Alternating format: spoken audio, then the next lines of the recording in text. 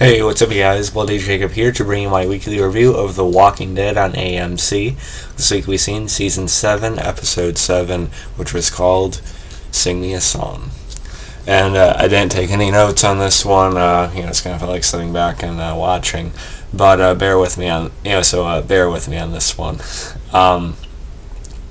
This is the episode before our mid-season finale next week. And I know there's been a lot of heat on the season so far. For some reason, people are just bashing the hell out of it. It appears to be a combination of all the jumping around in the stories or the settings and the characters and stuff, or the locations and characters, I mean. As well as people just finding it boring, I guess. But, I'm not one of those action junkies. I'm not someone who needs explosions every 2 seconds. I'm not someone who needs, Walker violence, left and right, or deaths and brutality, every damn time. And I think, and hey, maybe I don't know why you like it. Maybe you have a legitimate reason not to like it. But I do think people are being way, way too hard on this season so far. I think it's been a very good season, and some people might not like watching this. The current state of the group and such. People probably want faster storytelling or something along those lines. But I think it's been appropriate for the situation the group's in right now. Negan is our main villain now. He is supposed to be our biggest villain in the series, even eclipsing the governor, so it makes sense that it's going to take a while for him to, get around that. And I just think Jeffrey Dean Morgan's been doing a bang-up job so far in the role. I've loved him ever since I've seen him on Supernatural, and he really hits the right chords in this role as well. And this episode showed that even more so, I think. Now, people will probably be complaining about this episode, saying nothing happened, but I think this is a really good one, and, find enough lead-in for the mid-season finale next week. Of course, the highlight and the main part of this episode was Negan and Carl spending some time together, which is actually a part, heavily taken out of the comic books, and I liked all that. People have also been complaining about Chandler Riggs and stuff as Carl. I don't think he's the greatest child actor, but I don't think he's absolutely awful either. And I thought their scenes together were really good, well written, mostly due to Jeffrey Dean Morgan, but, I liked all that. And we also had Rick and Aaron on the road, looking for supplies for Negan. We had Michonne trying to enact a little bit of a plan on her own on the side, which is cool.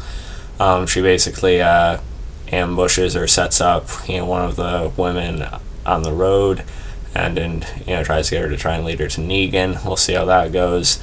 Obviously, she's not going to be led directly to Negan right now, because Negan is at Alexandria at the moment, where he has actually just met baby Judith, which is, definitely a situation I'm sure they never wanted to come up. They probably would have kept Judith a secret, the entire time if they could have.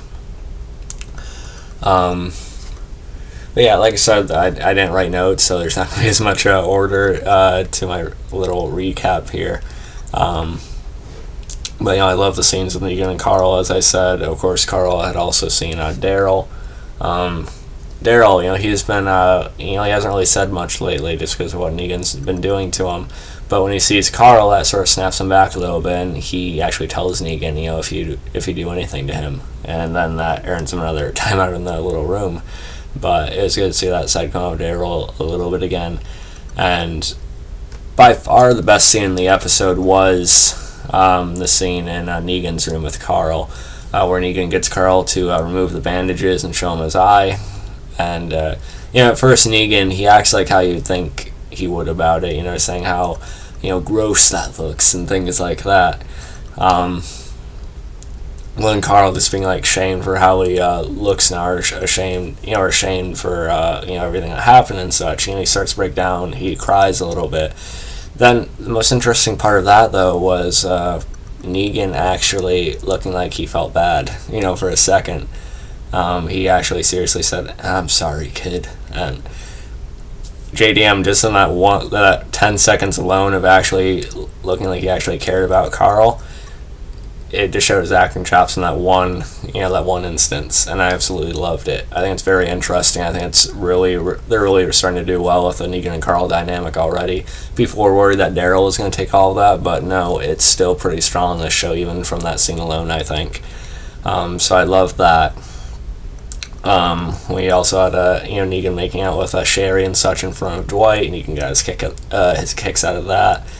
And singing a song, of course, the title comes from Negan asking Carl to sing, and Carl sings something Lori probably sang to him as a kid.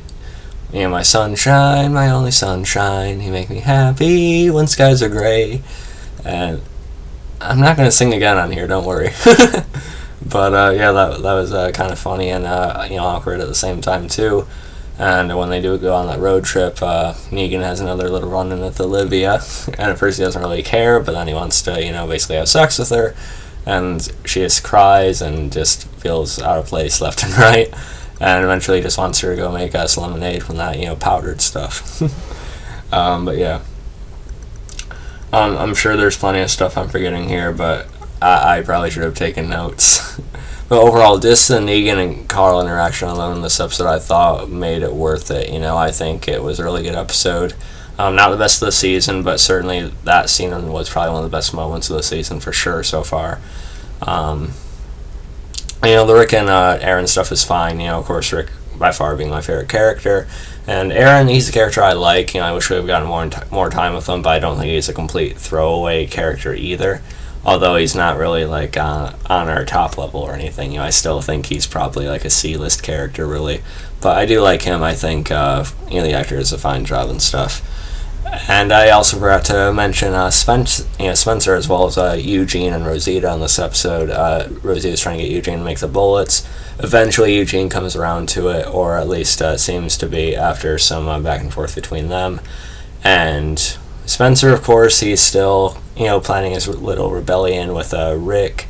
He's just making a comment he can about him left and right, saying, "Oh, Rick let us see. Rick did this and that. If Rick didn't do that, we wouldn't have gotten into that." And I like that Rosita called him out on and she says, "Could you really do any better?" And she just completely mocks him about it, which I liked. And even Father Gabriel calls him out on it a little bit too. And he basically says how he's being tremendous shit right now. And he talks about how Rick inspired him and the whole group, gave them strength to keep going, and how Spencer just doesn't understand that. So I like that. And so overall it was a really good episode. Highlight being Negan and Carl, of course, but I thought it was a fine enough episode. It was extended though, it was an hour and a half, but of course that's with commercials every 2 seconds. I don't really think it needed to be an extended episode. I think they should save that for the premieres, the mid-season finales, and the finales. Or unless they actually do have a big episode in the middle of it all, I don't think they should have it as often as they had this season. But I still like the episode, and I already know right now people are probably already complaining about it, but I liked it. I thought it was good. I'm going to give it about a 8.6, 8.7 out of 10, I think. I did like it. And let me know what you guys thought about it. Follow me on Facebook, Twitter, subscribe. I'll catch you guys next time. Peace.